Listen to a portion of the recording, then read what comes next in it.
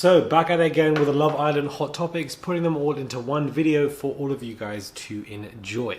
Hey guys, it's Murali. Hope you guys are doing well today. Back at it again with another video. If you have not subscribed, guys, what are you doing? Click that button for what? For daily and consistent content, guys. Head over to my TikTok, head over to my Instagram, and let's get straight into this video because we've got a lot of things to discuss, guys. A lot of things to discuss indeed. A lot of people are trying to point out and make the most out of Liberty and Brad. Now, of course, they were posing together for Liberty's birthday. People are assuming that they are a couple now. They look good together. You know, there's something cute going on. I don't think they're a couple.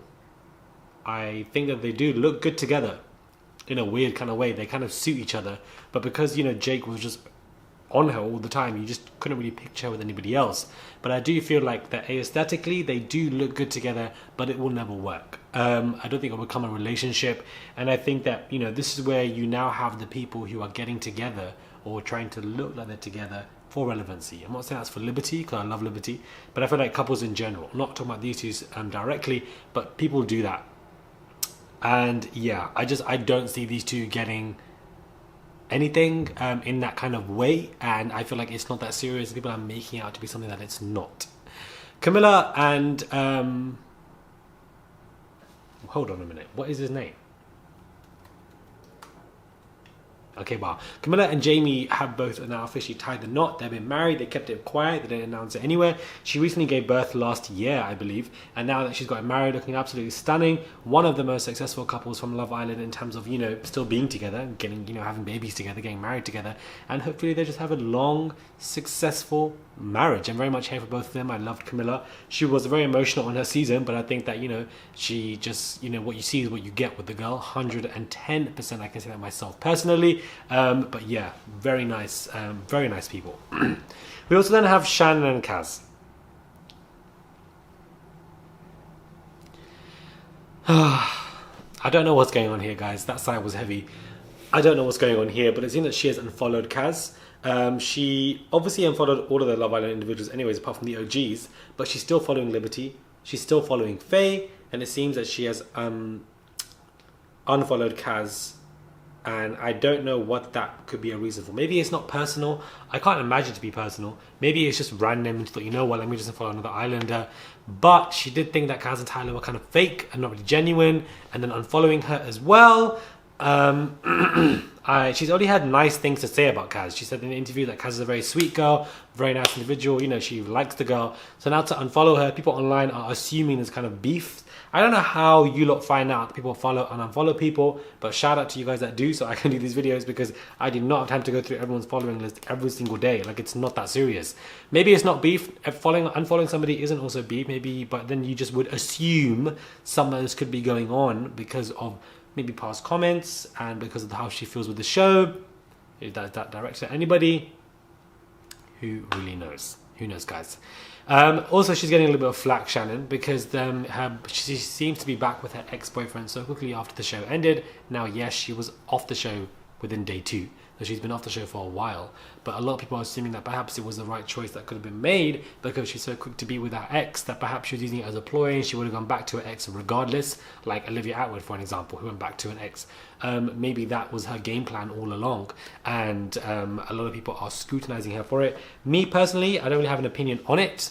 I do feel like, listen, if that's what you want to do, that's what you want to do, that's what you're going to do anyway. Shauna did the same thing. I would be more angry about her doing that if she was in the competition for a long time. Put it that way.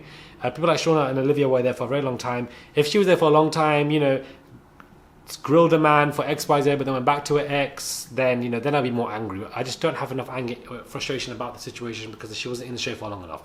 Put it that way. And people normally go back to their exes anyways. They normally do. Laura Whitmore is still talking. Laura Whitmore is still talking on her Instagram stories, and this is what she is saying now. So I'll always be honest with you, ... As a TV host, I do my job. I do not get to make editorial choices. There's a whole team that do that. So I've been asked by ITV for you to contact them by emailing viewerservices@itv.com. Nobody's going to be doing that.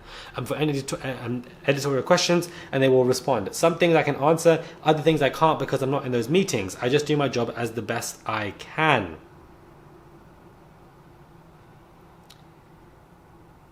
Okay. Interesting. Now, yes, I understand that not everything is going to be Laura Whitmore's fault. That's obvious. When it comes to a reunion being bad, technical difficulties, seating arrangements, when it comes to, you know, certain questions being answered, the compliance stuff, none of that is Laura's fault. Everybody should already know that. That's common sense. That Laura Whitmore is not there to control everything. She's there as a host. But the majority of people are not talking about stuff like that. The majority of people are talking about her own specific hosting skills, bouncing off people, improvisation skills. This is what people are talking about and critiquing. And I'm sorry, but I don't think that the Be Kind merchants have won when it comes to this, because when it comes to any show, any viewer is entitled to critique the host if they think they're good or bad. If you're derogatory, that's where you take it too far, but I don't think anybody's doing that. But again, there's just huge defensiveness wall put up for the innocence of somebody that looks like Laura Whitmore, but not somebody that looks like me and dresses like me, not somebody that looks like Kaz, not somebody that looks like Marlon, for example, etc., etc., and not somebody that looks like Sharif, etc., etc., and the role goes on and on and on and on and on.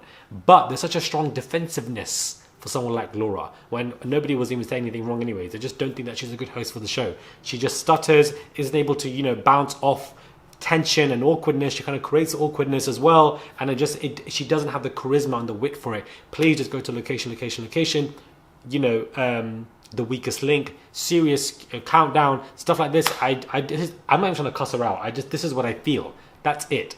Nobody's going to email them and talk to them. Nobody's going to be doing that because the show has ended now, so it's effectively pointless. And for anybody that is upset with her with the seating arrangements, technical difficulties, that's just stupid, because she's not in control of that. So for anybody to assume that I or anybody else is coming from that point, it's deflection, it's absolute nonsense, and that's beside the point completely.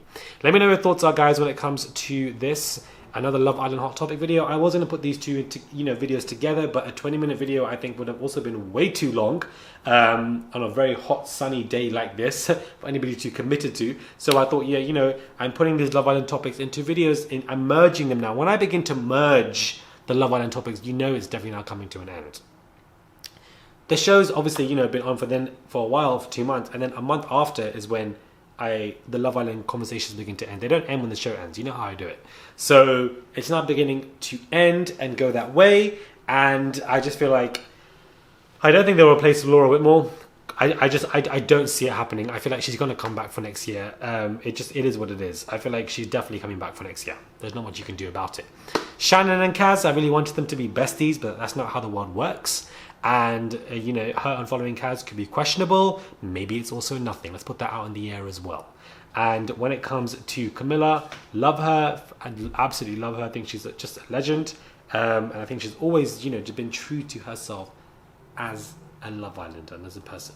Let me know your thoughts are, guys, when it comes to this. Subscribe to the channel. Click that button for daily and consistent content. And I'll catch you guys soon for another video.